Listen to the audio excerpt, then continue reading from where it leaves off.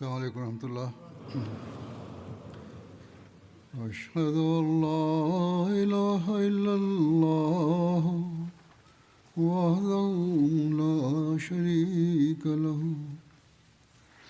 وأشهد أن محمدا عبده ورسوله أما بعد فأعوذ بالله من الشيطان الرجيم بسم الله الرحمن الرحيم الحمد لله رب العالمين الرحمن الرحيم مالك يوم الدين إياك نعبد وإياك نستعين اهدنا الصراط المستقيم صراط الذين أنعمت عليهم غير المغضوب عليهم ولا الضالين. Rincian lebih lanjut tentang perjalanan Tabuk yang tertera akan saya sampaikan pada hari ini. Ini sedang disampaikan juga dalam khutbah-khutbah sebelumnya, sebagaimana telah disebutkan bahwa beberapa orang munafik telah menolak untuk berangkat perang dan menyampaikan berbagai alasan. Tetapi tertera juga bahwa bahkan setelah kembali ke Madinah, masih ada saja orang-orang munafik yang menyebutkan alasan-alasan ketidakikutsertaan mereka. Bahkan dalam Al-Quran pun hal ini disebutkan. Adalah sunnah Rasulullah SAW bahwa ketika beliau kembali dari suatu perjalanan ke Madinah, beliau terlebih dahulu datang ke masjid dan menunaikan sholat 2 rakaat. Kemudian, ketika beliau kembali dari Tabuk dan beliau memasuki Madinah pada waktu duha, beliau pertama-tama menunaikan sholat 2 rakaat di masjid. Setiap kali beliau kembali dari perjalanan, beliau melakukan hal yang sama seperti yang telah disampaikan ini. Setelah selesai sholat nafal, Rasulullah SAW duduk di masjid dan orang-orang mulai datang untuk bertemu dan melihat beliau. Demikian pula, orang-orang yang karena lemah iman dan kemunafikan tidak pergi bersama beliau juga mulai berdatangan. Khususnya orang-orang munafik yang harapan-harapannya telah sirna. Sekarang, untuk menghindari rasa malu dan penyesalan lebih lanjut, mereka mulai bersumpah dan menyampaikan berbagai dalih dan alasan. Para penulis sejarah Nabi menulis bahwa orang-orang ini kurang lebih berjumlah 80 orang. Tetapi menurut beberapa riwayat, jumlah mereka adalah lebih dari itu. Rasulullah SAW menerima alasan-alasan lahiriah mereka dan mengambil baiat dari mereka dan mendoakan ampunan bagi mereka dan menyerahkan keadaan batin mereka kepada Allah Ta'ala. Akan tetapi sesungguhnya kejahatan orang-orang munafik ini tidak dapat dimaafkan. Oleh karena itu Allah Ta'ala melalui wahyunya memberitahu Rasulullah SAW tentang keadaan mereka, bahwa mereka adalah orang-orang yang sangat tidak suci, sehingga Allah tidak akan ridha kepada mereka. Dalam surat At-Taubah Allah Ta'ala berfirman,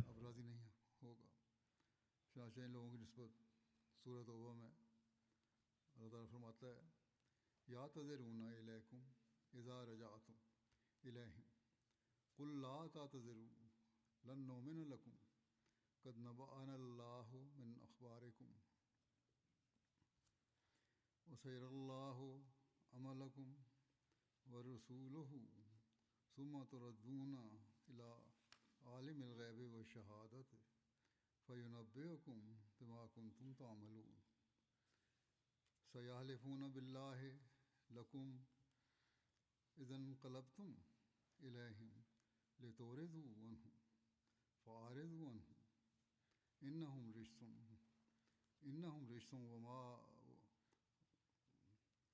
رجس ومأواهم جهنم جزاء بما كانوا يكسبون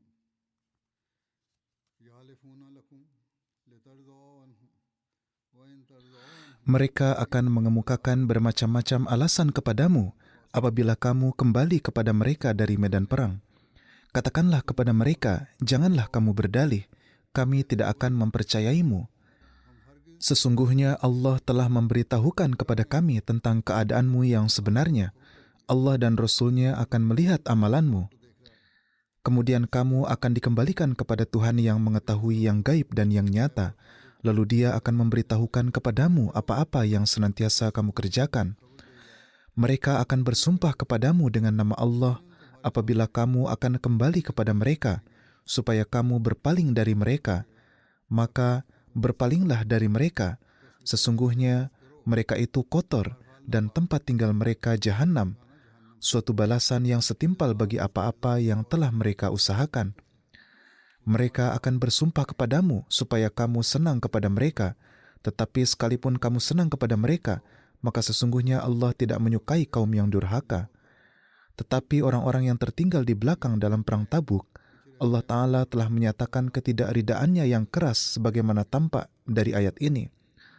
Orang-orang ini dinyatakan fasik, dan Rasulullah SAW dilarang untuk menyolatkan jenazah mereka dan berdoa di kuburan mereka, dan tidak diperkenankan ikut dalam perang apapun. Allah Ta'ala berfirman, और ना ही किसी जंग में शामिल होंगे।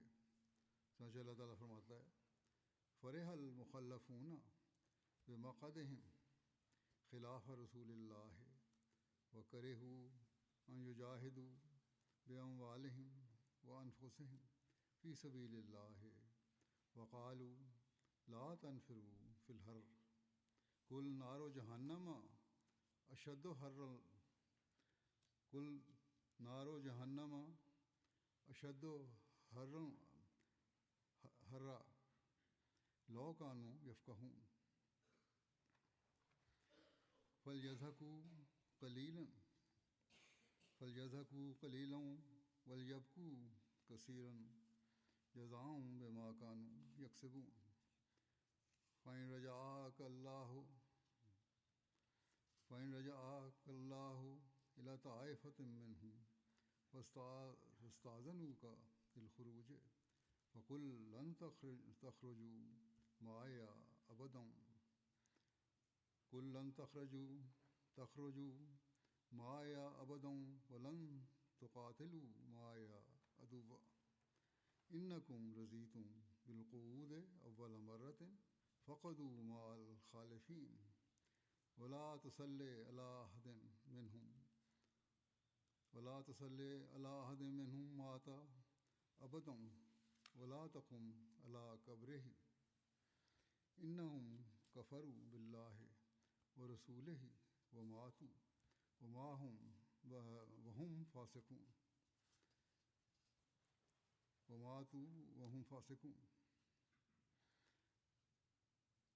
वला तुजिबका अम्वालुहुम व औलादुहुम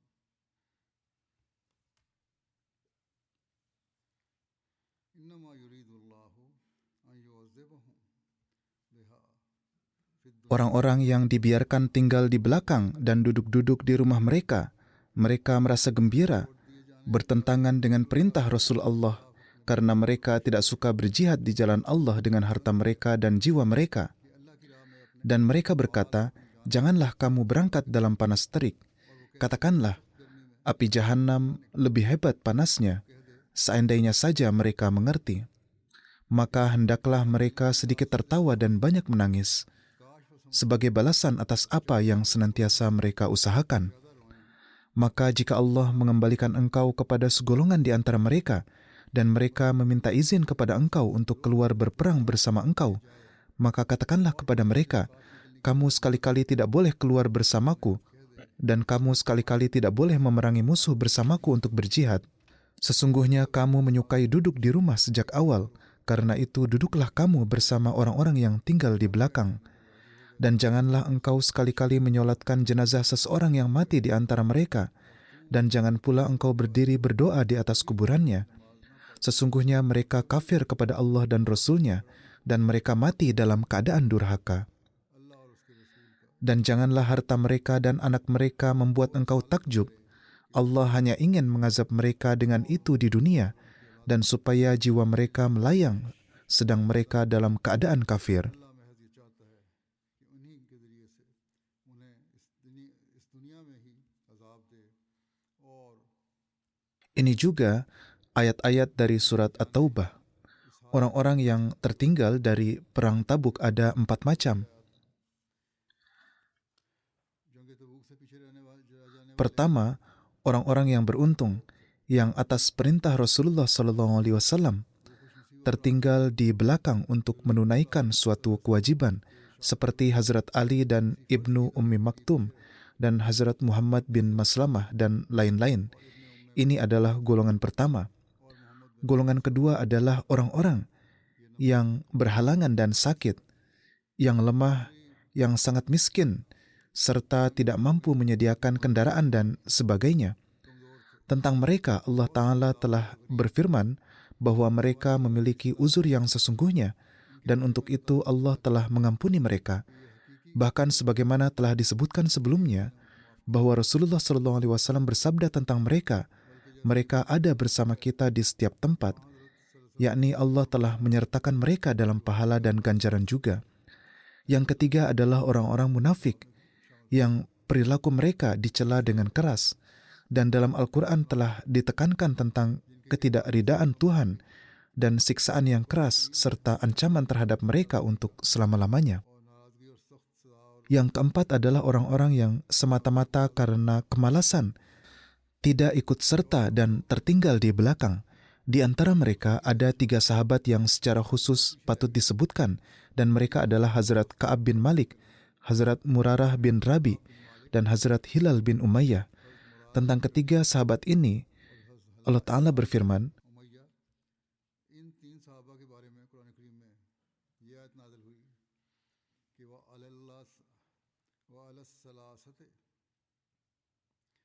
अलस्सलासति लज़ीना खुल्लिफू हत्ता इज़ा ज़ाक़त अलैहिमुल अर्ज़ु बिमा रहुबत व ज़ाक़त अलैहिम अनफुसुहुम व ज़न्नू अल्ला मलजाअ मिनल्लाहि इल्ला इलैहि सुम्मा ताबा अलैहिम लियतूबू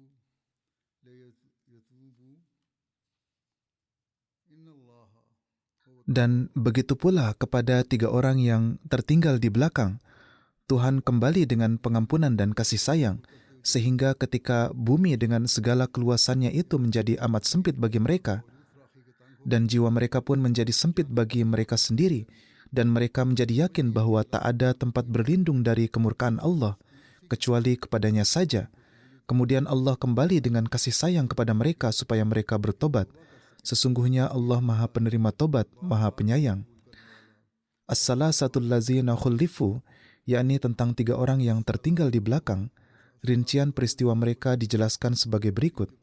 Ada sebuah riwayat dalam Bukhari bahwa Hazrat Ka'ab bin Malik sendiri telah menuturkan seluruh peristiwa ini. Hazrat Ka'ab menuturkan, saya tidak pernah tertinggal dari Rasulullah SAW dalam gazwah atau peperangan apapun yang beliau lakukan, kecuali gazwah Tabuk. Ya, saya juga tertinggal dalam gazwah Badar, dan beliau tidak menunjukkan ketidaksenangan kepada siapapun yang tertinggal dari peperangan tersebut. Rasulullah SAW saat itu hanya berangkat dengan maksud menahan kafilah Quraisy, tetapi hasilnya adalah bahwa Allah mempertemukan mereka dengan musuh tanpa ada rencana untuk berperang. Dan saya juga ikut serta bersama Rasulullah SAW pada malam Aqabah ketika kami membuat janji dan ikrar yang teguh untuk tetap pada Islam. Dan saya tidak menginginkan sebagai ganti malam itu saya diberi taufik untuk ikut serta dalam Badar, meskipun orang-orang berpendapat bahwa sumpah Aqabah yang merupakan baiat adalah lebih besar dari Badar, meskipun Badar lebih terkenal di kalangan orang-orang. Dan keadaan saya adalah bahwa saya tidak pernah sekuat dan sesejahtera saat itu. Sekarang beliau sedang menyebutkan peristiwa Tabuk. Keadaan saya pada waktu itu sangat sejahtera dan kuat, yakni ketika saya tertinggal dari beliau dalam gazwah Tabuk tersebut. Demi Allah, sebelum itu tidak pernah saya mendapatkan banyak unta, dan saat ghazwah tersebut, saya telah mendapatkan 2 ekor unta, dan Rasulullah SAW apabila bermaksud melakukan suatu ghazwah, kemudian beliau menceritakan rincian lebih lanjut, maka beliau menyembunyikannya dan menampakkan seolah-olah akan pergi ke arah lain. Ini adalah kebijakan perang yang umum pada zaman Rasulullah SAW, yakni kebijakan Rasulullah SAW. Tetapi ketika ghazwah ini terjadi, maka Nabi SAW berangkat dalam ghazwah ini pada waktu panas yang sangat terik, dan di hadapan beliau adalah perjalanan yang sangat jauh dan padang pasir yang tidak berpenghuni, serta musuh yang jumlahnya sangat besar. Beliau menjelaskan kepada kaum muslimin keadaan ini secara terbuka. Di sini beliau tidak menyembunyikannya, melainkan memberitahukan bahwa dalam ghazwah ini kita akan pergi agar mereka mempersiapkan serangan mereka dengan persiapan yang semestinya. Beliau juga memberitahukan kepada kaum muslim arah yang hendak beliau tuju, dan kaum muslimin pergi bersama Rasulullah SAW dalam jumlah yang banyak. Dan tidak ada kitab yang menuliskan jumlah mereka. Maksud Hazrat Ka'ab dari ini adalah daftar nama, yakni tidak tercatat dalam suatu daftar siapa yang ikut serta dan siapa yang tidak. Hazrat Ka'ab berkata, dan saat itu tidak ada seorang pun yang ingin tidak hadir, kecuali ia berpikir bahwa ketidakhadirannya akan tersembunyi dari Rasulullah SAW. Yakni meskipun tidak tercatat dimanapun, namun tetap tidak terpikirkan bahwa ia akan tersembunyi dari beliau SAW dengan cara tidak hadir, hingga turun wahyu Allah Ta'ala tentang hal ini. Dan Rasulullah SAW melakukan ghazwah ini pada waktu ketika buah-buahan telah matang dan naungan-naungan bagus. Rasulullah SAW mulai mempersiapkan perjalanan. Bersama beliau, kaum muslimin juga turut bersiap-siap. Sementara saya, Hazrat Ka'ab sedang menceritakan keadaannya. Di pagi hari saat pergi, saya juga akan mempersiapkan bekal perjalanan bersama mereka. Niat saya bulat untuk pergi, namun saya kembali pulang dan tidak melakukan apapun. Artinya ada kemalasan, tidak melakukan persiapan. Saya berkata dalam hati saya bahwa saya masih dapat mempersiapkannya. Besok akan saya lakukan. Pikiran ini terus membuat saya berada dalam keadaan ragu-ragu, hingga datang waktu ketika orang-orang dengan cepat bersiap untuk perjalanan. Dan Rasulullah SAW pada suatu pagi berangkat, dan kaum muslimin juga berangkat bersama beliau, dan saya belum menyelesaikan apapun dari persiapan bekal perjalanan saya. Saya berpikir bahwa sehari atau 2 hari setelah kepergian beliau SAW, saya akan mempersiapkan dan kemudian menyusul mereka. Keesokan paginya, saya pergi untuk mempersiapkan bekal, tetapi kemudian kembali pulang dan tidak melakukan apapun. Kemudian saya pergi pada hari berikutnya, namun kembali pulang dan tidak menyelesaikan apapun, dan keadaan tetap demikian hingga pasukan dengan berjalan cepat sudah berada sangat jauh di depan. Saya juga telah berniat untuk berangkat dan menyusul mereka, dan seandainya saja saya melakukan hal itu, tetapi hal itu juga tidak ditakdirkan bagi saya. Setelah kepergian beliau SAW, setiap kali saya keluar di tengah orang-orang, maka hal ini membuat saya sedih bahwa saya hanya melihat orang-orang yang telah dicap munafik atau orang lemah yang telah dimaafkan oleh Allah. Dan beliau SAW juga menyebut nama saya ketika beliau sampai di Tabuk. Beliau bersabda, pada saat itu beliau sedang duduk bersama para sahabat di Tabuk. Di mana Ka'ab?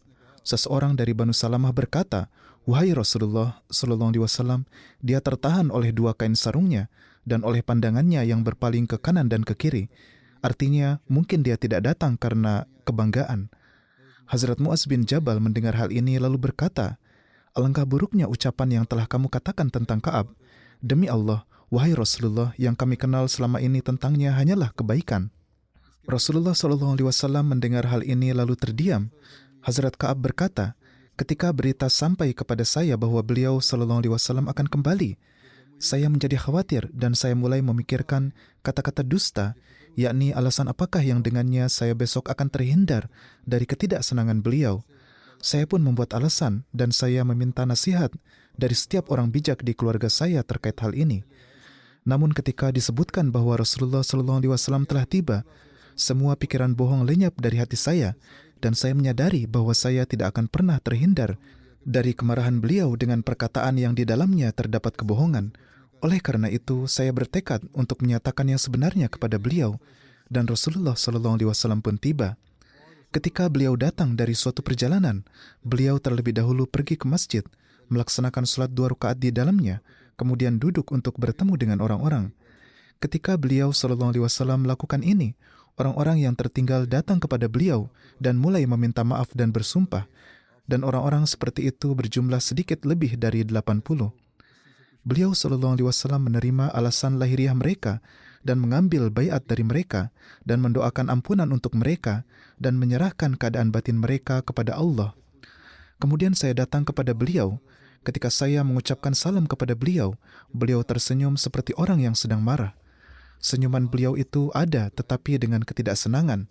Kemudian beliau bersabda, "Majulah." Saya berjalan maju dan duduk di hadapan beliau SAW. Beliau bertanya kepada saya, "Apakah yang menahanmu dan menjadikanmu tertinggal? Bukankah kamu telah membeli tunggangan?" Saya berkata, "Ya, demi Allah, saya adalah orang yang jika saya duduk di hadapan orang lain selain engkau, yakni orang-orang dunia, saya yakin bahwa saya pasti akan terhindar dari ketidaksenangan dengan membuat alasan. Saya telah diberi kemampuan untuk berkata-kata dengan baik, tetapi demi Allah, saya telah memahami ini dengan baik. Jika saya hari ini menceritakan kepada Anda suatu ucapan bohong yang membuat Anda ridha kepada saya, maka Allah akan segera membuat Anda murka kepada saya. Dan jika saya menceritakan kepada Anda hal yang benar yang karenanya Anda murka kepada saya, maka saya berharap ampunan Allah dalam hal itu." Saya lalu berkata, "Tidak, demi Allah, tidak ada alasan bagi saya untuk tertinggal. Demi Allah, saya tidak pernah sekuat dan sesejahtera seperti ketika saya tertinggal dari engkau ini." Rasulullah SAW setelah mendengar ini bersabda, "Dia telah mengatakan yang sebenarnya, berdirilah dan pergilah hingga Allah memberikan keputusan mengenai dirimu." Beliau SAW bersabda, "Engkau telah berkata benar, tetapi sekarang pergilah dari sini. Sekarang Allah akan memberikan keputusan mengenai dirimu tentang perlakuan apa yang harus dilakukan terhadapmu." Saya pun bangkit dan pergi, dan beberapa orang dari Banu Salamah juga bangkit dan mengikuti saya. Mereka berkata kepada saya, "Demi Allah, kami tidak tahu bahwa engkau pernah melakukan kesalahan sebelum ini, dan engkau juga tidak mampu membuat alasan di hadapan Rasulullah SAW. Padahal orang-orang yang tertinggal itu telah membuat alasan di hadapan beliau. Doa Rasulullah memohonkan ampunan untukmu sudahlah cukup untuk mengampuni dosa ini. Demi Allah, orang-orang ini terus-menerus mencela saya sehingga saya pun berniat." Ia berkata, "Niat saya kemudian berubah agar saya kembali dan menyatakan hal dusta, yakni ucapan yang telah saya katakan sebelumnya adalah salah, dan saya akan membuat alasan di hadapan Rasulullah SAW. Kemudian saya bertanya kepada mereka, kepada sahabat-sahabat saya yang mengatakan kepada saya untuk pergi meminta maaf, yakni untuk memberikan alasan lain." Hazrat Ka'ab berkata, "Kemudian saya berkata kepada mereka, apakah ada orang lain bersamaku yang telah membuat pengakuan seperti ini kepada beliau SAW, atau telah menyampaikan perkataan yang benar?" Mereka berkata, "Ya, ada 2 orang lagi, yakni Murarah bin Rabi Amri dan Hilal bin Umayyah Waqifi. Mereka menyebutkan kepadaku 2 orang yang saleh yang juga telah ikut serta dalam perang Badar. Kedua orang ini pun adalah teladan bagiku.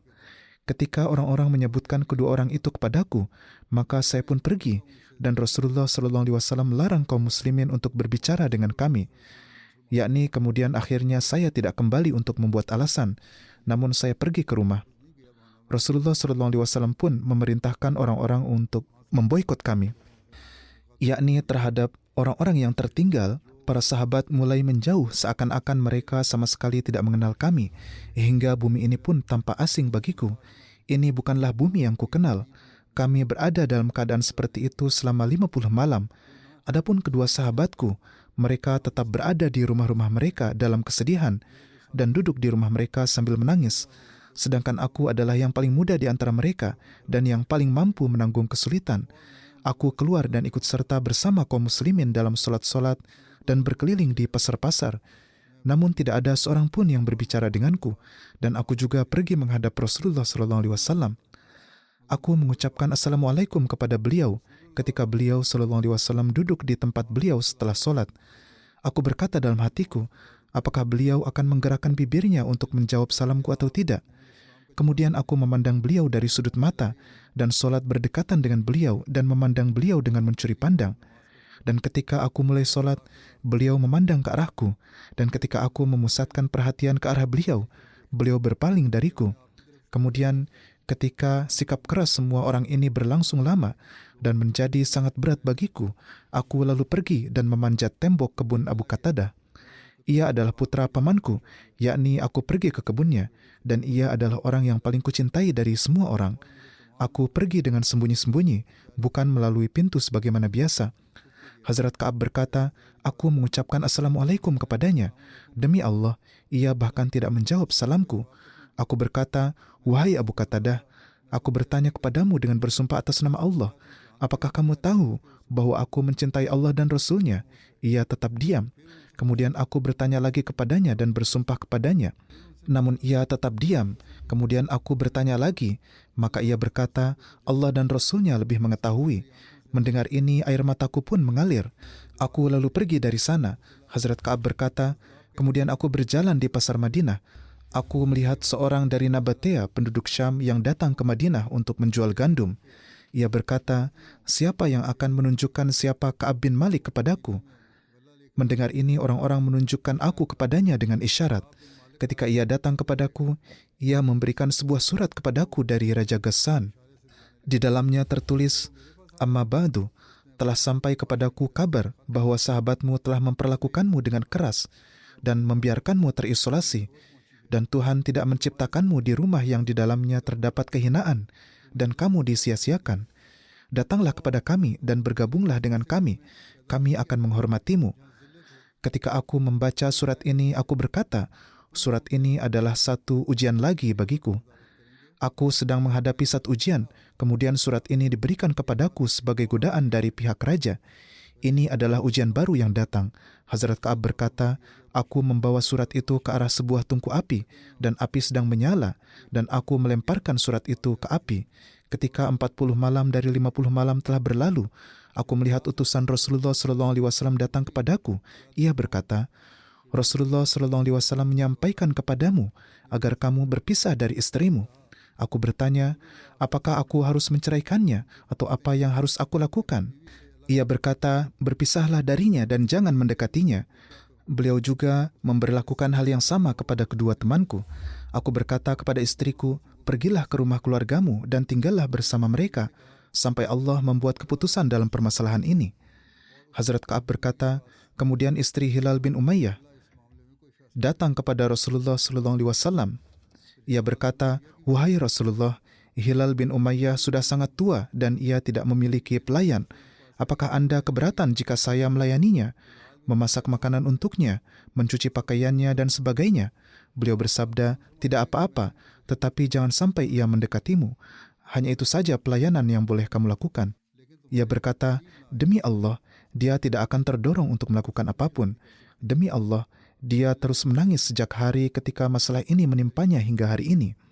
Hazrat Ka'ab berkata, beberapa kerabatku berkata kepadaku, jika kamu juga meminta izin kepada Rasulullah SAW mengenai istrimu, dia dapat melayanimu sebagaimana beliau telah mengizinkan istri Hilal untuk melayaninya. Aku berkata, demi Allah, aku tidak akan pernah meminta izin kepada Rasulullah SAW mengenai hal itu. Dan aku tidak tahu apa yang akan dikatakan Rasulullah SAW kepadaku mengenai hal itu. Karena aku adalah orang muda, sementara dia sudah tua. Aku masih muda. Setelah itu aku tinggal 10 malam lagi, sehingga genaplah 50 malam bagi kami, sejak Rasulullah SAW melarang berbicara dengan kami. Ketika masa pemboikotan telah berlalu 50 hari, ketika aku telah selesai sholat fajar pada pagi hari yang ke-50, dan aku berada di atas atap salah satu rumahku, dan aku sedang duduk dalam keadaan yang disebutkan Allah, yaitu jiwaku terasa sempit bagiku, dan bumi pun meskipun luas menjadi sempit bagiku. Dalam keadaan itu aku mendengar suara seseorang yang berseru. Dia naik ke atas gunung Sal dan berseru dengan suara keras, wahai Ka'ab bin Malik, bergembiralah. Aku mendengar ini lalu tersungkur dalam sujud, dan memahami bahwa musibah telah berlalu, dan Rasulullah SAW ketika beliau telah selesai sholat fajar mengumumkan bahwa Allah telah memberi rahmat dan mengampuni kesalahan kami. Mendengar ini, orang-orang mulai memberikan selamat kepada kami, dan kepada kedua sahabatku juga datang orang-orang yang memberikan selamat. Seorang lelaki datang kepadaku dengan menunggang kuda, sementara yang kedua mengambil cara ini, yakni ia naik ke atas gunung dan mengumumkan dengan suara keras. Ketika lelaki yang memberi kabar gembira itu datang kepadaku, yang suaranya telah aku dengar, maka aku melepaskan kedua pakaianku dan memakaikannya kepadanya, karena dia telah memberi kabar gembira kepadaku. Hazrat Ka'ab berkata, "Demi Allah, pada waktu itu selain kedua pakaian itu, aku tidak memiliki apa-apa, dan aku meminjam dua pakaian lain dari seseorang dan memakainya dan pergi menemui Rasulullah SAW, dan orang-orang bertemu denganku berbondong-bondong dan memberi selamat kepadaku karena diterimanya tobat. Mereka berkata, 'Selamat untukmu karena Allah telah memberi rahmat kepadamu dan menerima tobatmu.' Hazrat Ka'ab menuturkan, akhirnya aku sampai di masjid. Aku melihat bahwa Rasulullah SAW sedang duduk dan di sekeliling beliau ada orang-orang. Hazrat Talha bin Ubaidullah ketika melihatku berlari mendatangiku dan berjabat tangan denganku serta memberi selamat kepadaku. Demi Allah, dari kalangan muhajirin, pada saat itu selain beliau tidak ada seorang pun yang bangkit dan datang kepadaku, dan aku tidak akan pernah melupakan sikap Talha ini." Hazrat Ka'ab menuturkan, ketika aku mengucapkan Assalamualaikum kepada Rasulullah SAW, maka beliau SAW bersabda dengan wajah berbinar karena gembira, "Bergembiralah engkau dengan hari yang sangat baik di antara hari-hari yang telah berlalu atasmu sejak ibumu melahirkanmu."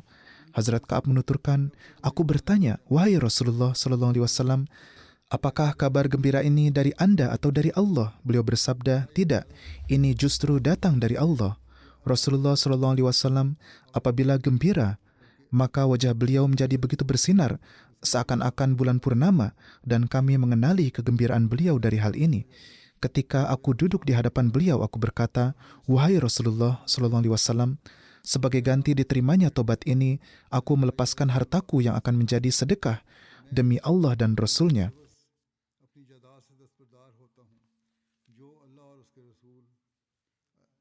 Rasulullah SAW bersabda, "Simpanlah sebagian dari hartamu untuk dirimu sendiri, karena itu akan lebih baik bagimu." Aku berkata, "Aku menyimpan bagianku yang ada di Khaybar." Aku berkata, "Wahai Rasulullah, Allah telah menyelamatkanku karena kejujuran, dan salah satu taubatku kini adalah bahwa aku akan selalu berkata benar selama aku hidup."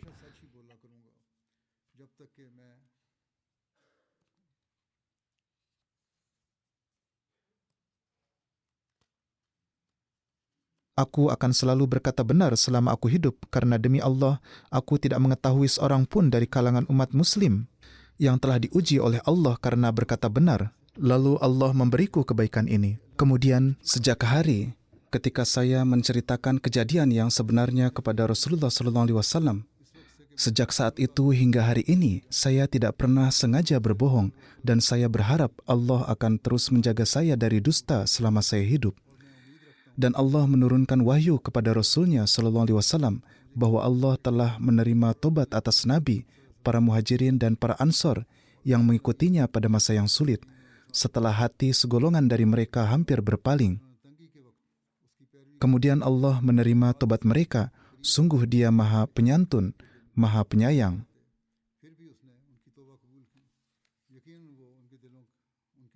Hazrat Ka'ab berkata, "Demi Allah, setelah Allah memberi aku petunjuk kepada Islam, Dia tidak pernah memberiku suatu karunia yang lebih besar dari ini, bahwa aku telah berkata jujur kepada Rasulullah SAW.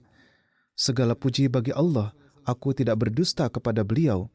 Kalau tidak, pasti aku akan binasa, sebagaimana orang-orang yang berdusta itu telah binasa." Hazrat Ka'ab berkata, "Keputusan bagi kami bertiga ditunda lebih lama dibanding keputusan terhadap orang-orang yang alasan-alasannya diterima oleh Rasulullah SAW ketika mereka bersumpah di hadapan beliau. Maka beliau menerima baiat mereka dan memohonkan ampunan untuk mereka. Adapun perkara kami, Rasulullah SAW menundanya hingga Allah sendiri menetapkan keputusan tentang kami, dan itulah yang dimaksud dalam firman Allah. Demikian pula Allah telah melimpahkan karunia-Nya kepada 3 orang yang ditangguhkan keputusannya, dan yang dimaksud dengan ditangguhkan dalam ayat itu bukanlah bahwa kami tertinggal dari peperangan, tetapi bahwa Allah menunda keputusan kami dibanding keputusan terhadap orang-orang yang datang kepada Rasulullah SAW dengan bersumpah dan mengajukan alasan, lalu beliau menerima alasan mereka. Sementara kami telah berkata jujur. Karena pada saat ini saya juga akan menyebutkan 3 orang yang telah wafat dan harus memimpin sholat jenazah mereka, maka sisa bagian dari riwayat ini yang telah dijelaskan oleh Hazrat Muslim Maud dengan cara beliau sendiri, insya Allah akan saya sampaikan pada kesempatan berikutnya.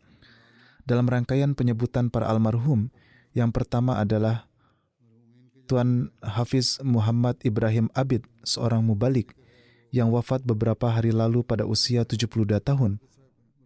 Inna lillahi wa inna ilaihi raji'un. Beliau lahir di sebuah daerah di Chakwal. Pada tahun 1967, beliau baiat di tangan Hazrat Khalifatul Masih Salis, rahimahullah ta'ala, dan masuk dalam jemaat.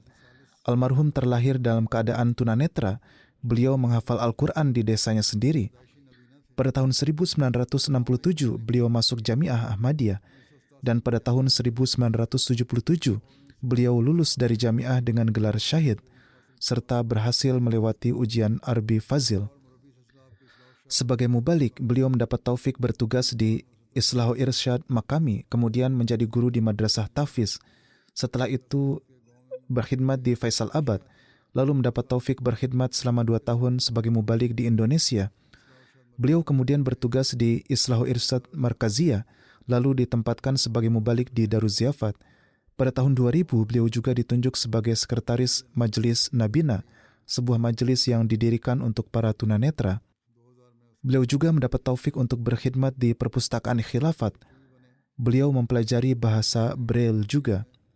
Seorang teman seangkatan beliau,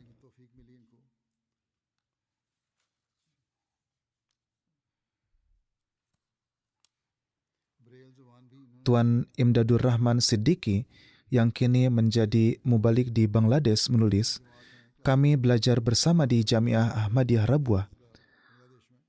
Tuan Hafiz sangat cerdas dan berbakat, hafalannya sangat kuat. Jika seseorang membacakan sedikit bagian dari suatu ayat dan bertanya kepada Tuan Hafiz ayat itu berada di bagian mana dalam Al-Quran, maka dalam 1 menit beliau akan berpikir sejenak, lalu menjawab bahwa ayat itu berada di awal atau di tengah surat tertentu. Apapun yang diajarkan di Jamiah, setiap pelajaran yang disampaikan oleh dosen selalu diingat dengan sangat baik oleh Tuan Hafiz. Beliau mendapatkan perhatian khusus dari Hazrat Khalifatul Masih Salis, dan melalui kasih sayang beliau itulah Tuan Hafiz diterima masuk ke Jamiah. Padahal sebelumnya beliau tidak pernah bersekolah secara formal, namun tetap mampu menuntut ilmu dengan sangat baik di Jamiah. Setiap kali menghadapi suatu persoalan, beliau segera pergi kepada Hazrat Khalifatul Masih Salis untuk meminta bimbingan. Hazrat Khalifatul Masih Salis pun melimpahkan banyak kasih sayang kepada beliau. Tuan Hanif Mahmud juga menulis cukup banyak tentang beliau. Saya akan menyampaikan sebagian. Beliau mengatakan, suatu kali setelah 7,5 tahun saya kembali dari Afrika, saya memegang tangan beliau dan menekannya dengan kuat. Tetapi saya tidak mengucapkan apapun. Tuan Hafiz langsung mengenali saya dan sambil menyebut nama saya, beliau berkata, "Kapan kamu datang?" Seolah-olah setelah 7,5 tahun pun beliau dapat mengenali saya hanya dari sentuhan tangan. Beliau juga sangat yakin bahwa ketika membaca Al-Quran, beliau tidak akan membuat kesalahan, dan itu memang benar. Tuan Hanif juga menuliskan sebuah kisah. Ketika saya datang ke sini untuk jalsah dan bertemu Tuan Hafiz, beliau berkata kepada saya sudah melihat Anda. Saya lalu berkata, melihat bagaimana, bukankah Anda tidak memiliki penglihatan? Beliau menjawab, apa yang saya lihat dengan mata hati itu tidak dapat dilihat oleh mata lahir. Beliau memiliki ketulusan dan kesetiaan yang luar biasa. Beliau juga sangat hafal rujukan dari buku-buku Hazrat Masih Maud alaihissalatu wassalam. Beliau mendapat taufik berkhidmat di jemaat kurang lebih 47 tahun. Hubungan beliau dengan khilafat sangat dalam dan penuh dengan pengabdian. Dengan karunia Allah Ta'ala, beliau adalah seorang musi. Beliau meninggalkan seorang istri, 2 putra, dan 4 putri. Semoga Allah Ta'ala melimpahkan rahmat dan magfirat kepada beliau dan menganugerahkan kesabaran dan ketabahan kepada keturunan beliau. Jenazah kedua adalah Tuan Syekh Abu Bakar George, mu'alim di Liberia. Beliau wafat beberapa hari lalu di usia 70 tahun. Inna lillahi wa inna ilaihi raji'un. Beliau sudah beberapa waktu menderita penyakit paru-paru. Pada tahun 1980, beliau baiat di Sierra Leone dan masuk ke dalam jemaat. Secara duniawi, beliau hidup dalam keadaan yang berkecukupan. Setelah pensiun, Allah Ta'ala menanamkan dalam hati beliau semangat luar biasa untuk berkhidmat kepada agama. Pada usia 60 tahun, meskipun sebelumnya beliau membaca Al-Quran, tetapi tidak begitu mendalam, setelah itu beliau memberikan perhatian khusus dan mempelajari bacaan Al-Quran dengan baik dan benar. Kemudian beliau bertekad untuk menghabiskan sisa hidupnya dalam pengkhidmatan agama. Walaupun bukan wakaf zindagi, namun secara praktik, beliau menunjukkan pengkhidmatan yang bahkan melebihi para wakaf zindagi. Dalam pengkhidmatan jemaat dan pertabligan, beliau selalu berada di barisan depan. Beliau mendapat pendidikan dasar selama 1 tahun dalam bentuk kursus intensif dari jemaat, dan kemudian ditugaskan sebagai mu'alim. Pada tahun 2012, beliau ditempatkan sebagai mu'alim di kota tempat tinggalnya sendiri. Di kota Ganta, beliau memiliki rumah sendiri, dan beliau mewakafkan rumah tersebut sebagai pusat kegiatan jemaat. Di halaman rumah itu pula, beliau membangun sebuah masjid kecil, dan di sanalah beliau terus menjalankan pengkhidmatan untuk agama. Dengan demikian, beliau juga memperoleh kehormatan sebagai mubalik pertama di Nimba County, dan hingga wafat beliau terus mendapat taufik untuk berkhidmat di sana. Di Ganta, beliau menghibahkan tanah pribadi untuk masjid dan rumah misi, dan kini menjadi masjid pusat dan rumah misi wilayah. Demikian pula di daerah pinggiran Monrovia, beliau menghibahkan sebidang tanah dan sebuah rumah kecil kepada jemaat. Monrovia adalah ibu kota. Almarhum selalu menjalin hubungan yang penuh ketulusan dan kesetiaan dengan jemaat. Meskipun sudah lanjut usia dan lemah, beliau terus melakukan perjalanan ke daerah-daerah terpencil di wilayahnya, meskipun jalannya sangat sulit dilalui, dan berkat usaha tablik beliau, beberapa kampung pun masuk ke dalam pangkuan Ahmadiyah. Beliau sangat menjaga puasa, solat, dan tilawat Al-Quran. Beliau teratur dalam pembayaran canda, peduli kepada kaum miskin, dan selalu berusaha tampil terdepan dalam pengorbanan harta. Beliau adalah seorang yang saleh dan tulus. Dengan karunia Allah, beliau adalah seorang musi. Ketika dilakukan perhitungan wasiat setelah wafatnya, terdapat kelebihan dana sekitar $400 Liberia yang menjadi bagian wasiat beliau. Hubungan beliau dengan khilafat sangat dalam. Beliau meninggalkan 2 istri, 3 putra, dan 2 putri. Semoga Allah Ta'ala menurunkan maghfirat kepada beliau, serta meneguhkan hubungan kesetiaan kepada jemaat dalam keturunan beliau. Jenazah ketiga adalah Nyonya Samina Banu, istri dari Tuan Dr. Fazal Mahmud Banu dari Liberia. Beliau juga wafat beberapa hari lalu. Inna lillahi wa inna ilaihi raji'un. Beliau merupakan cucu dari sahabat Hazrat Masih Maud alaihissalam, yaitu Hazrat Maulana Abdul Rahim Dard Sahib. Maulana Dard juga pernah bertugas sebagai mubalik di Inggris di sini.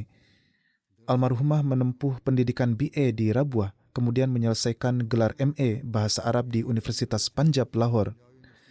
Beliau menghabiskan sekitar 35 tahun di Afrika bersama suami beliau yang wakaf zindagi, menghadapi berbagai tantangan dengan sangat berani dan tetap teguh dalam segala keadaan. Dalam setiap tahap kehidupan, beliau memenuhi tuntutan wakaf dengan penuh kerelaan dan semangat. Dalam kehidupan rumah tangga, beliau selalu berusaha menumbuhkan kasih sayang dan keharmonisan. Kerabat dekatnya yang juga kakak iparnya menulis bahwa almarhumah sangat berperan dalam menyatukan hubungan keluarga dan selalu memperlakukan setiap orang dengan penuh cinta dan kehangatan.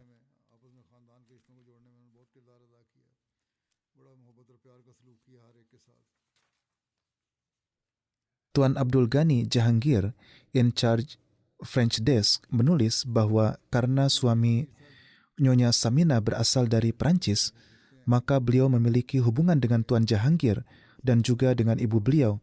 Ia menulis, suatu kali saya bertanya kepada almarhumah, setelah Tuan Dokter pensiun, apakah Anda ingin kembali ke Pakistan atau ke Mauritius? Karena keluarga suami berasal dari Mauritius. Beliau menjawab, tidak, saya sudah menjadi orang Afrika, tidak Pakistan, tidak Mauritius. Saya menyukai Afrika dan saya ingin tinggal di sini selamanya. Karena tinggal di negara-negara berbahasa Perancis, almarhumah pun menjadi sangat fasih berbahasa Perancis. Tuan Jahangir menulis bahwa suatu kali ibu mertua almarhumah berkata kepadanya, Saminah adalah menantu yang paling saya sukai karena ia hidup dengan penuh qanaah dan tidak pernah mengeluh. Padahal meskipun tuan dokter terkadang berada dalam kondisi yang lebih baik, namun pada beberapa penugasan awal seperti yang biasa dialami para dokter, penghasilannya sangat sedikit dan harus hidup dengan uang yang sangat minim.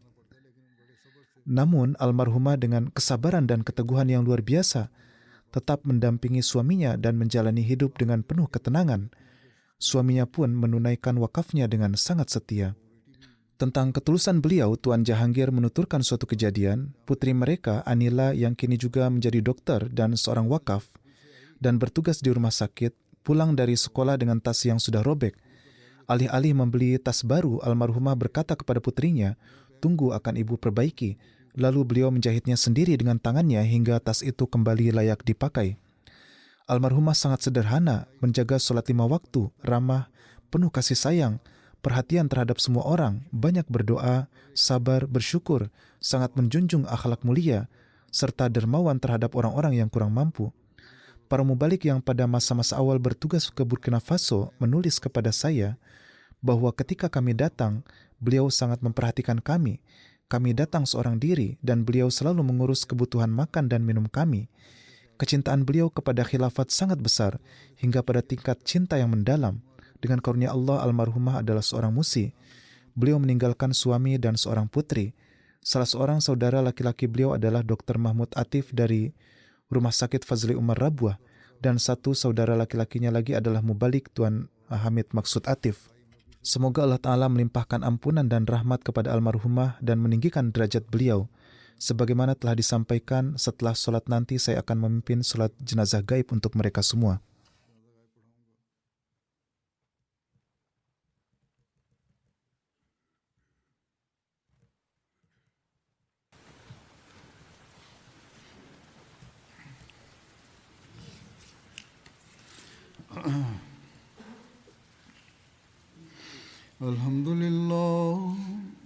Alhamdulillah, nahmaduhu wa nasta'inuhu wa nastaghfiruhu wa nu'minu bihi wa natawakkalu alayhi wa na'udzu billahi min shururi anfusina wa min sayyiati a'malina.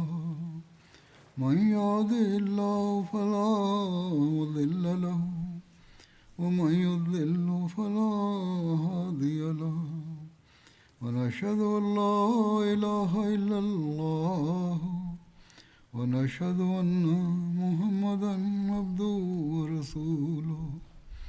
عباد الله رحمكم الله إن الله يأمر بالعدل والإحسان وإيتاء ذي القربى وينهى عن الفحشاء والمنكر والبغي يعظكم لعلكم تذكرون. اذكروا الله يذكركم وادعوه يستجب لكم ولذكر الله أكبر.